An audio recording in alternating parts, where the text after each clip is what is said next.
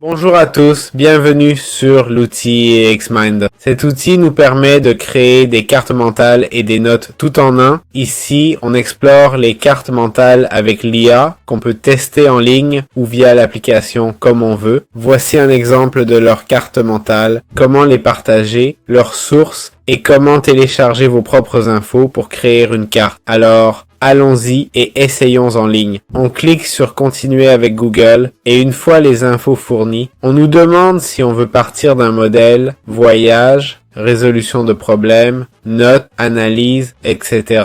ou simplement une carte vierge. Commençons avec une carte vierge, c'est plus logique. Voilà, on démarre notre projet et notre carte avec l'IA en bas à droite, prête à commencer. Comment créer une carte mentale avec Xmind AI? Avec l'intelligence artificielle, eh bien, on a l'option de créer une carte. Ici, en violet, on peut la créer avec l'IA. On a plusieurs options de base. Créer une carte avec l'IA. Utiliser des fichiers ou contenus existants.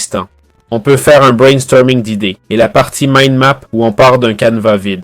On va cliquer sur créer avec l'IA. On peut saisir notre texte jusqu'à 360 caractères. On définit le thème et les critères de génération. Il y a différentes structures de mind map. Je ne sais pas si on pourra les modifier. Ce serait logique. Ça permet aussi de détecter la langue. On peut le faire à partir d'un site web ou d'un document qu'on télécharge. La taille maximale du fichier est de 50 mots. J'ai vu d'autres outils comme Mapify limité à 10 mots. C'est vrai que c'est un peu restrictif. Et puis YouTube. Je vais coller ce lien de l'interview de Joe Rogan avec Mark Zuckerberg. On va cliquer sur générer. Franchement, je ne sais pas ce que signifie generate as todos. C'est pas faux. Alors, on va cliquer sur générer. Il va commencer à analyser le contenu qu'on lui a envoyé. En gros, il va analyser la transcription de la vidéo. La vidéo, je dois préciser, dure 3 heures. Ok, elle dure 3 heures. Je veux voir comment il fait cette carte mentale. Car la carte de Mapify était limitée pour 3 heures de contenu. Je ne sais pas si c'est par manque de crédit ou si j'ai simplement épuisé mes options.